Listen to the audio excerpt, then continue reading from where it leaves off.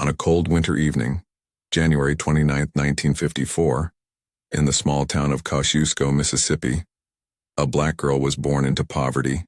They named her Oprah, never knowing that one day, this little girl would become one of the most powerful and influential women in the world. A girl who would turn pain into power and failure into fuel. Oprah's childhood was shaped by deep poverty.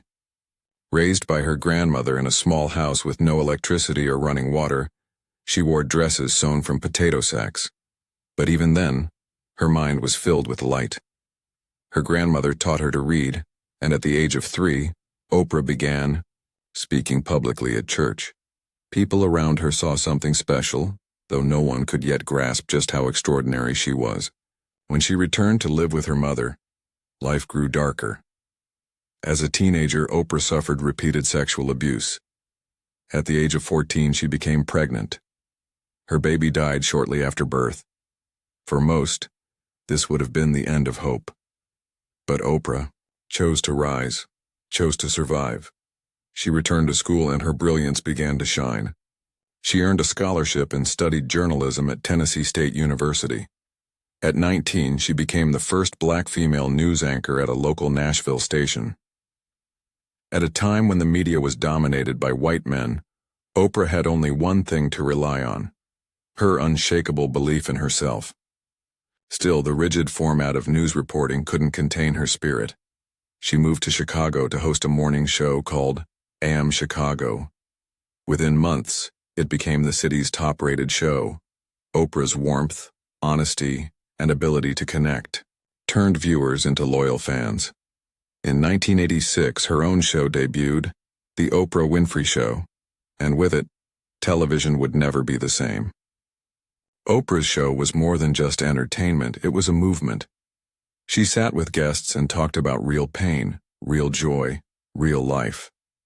Topics that others avoided: sexual abuse, addiction, racism, fear, family trauma. Oprah faced head-on, with compassion and courage. People trusted her. She wasn't just a host, she was a voice, a friend, a presence that brought comfort. Every day, millions tuned in not just to watch, but to feel seen and heard. But Oprah didn't stop at TV. She built an empire. She founded her own company, Harpo Productions, and ventured into film, publishing, and later her own network, OWN. Books she featured in her book club became bestsellers. Her performances in films like The Color Purple brought her critical acclaim.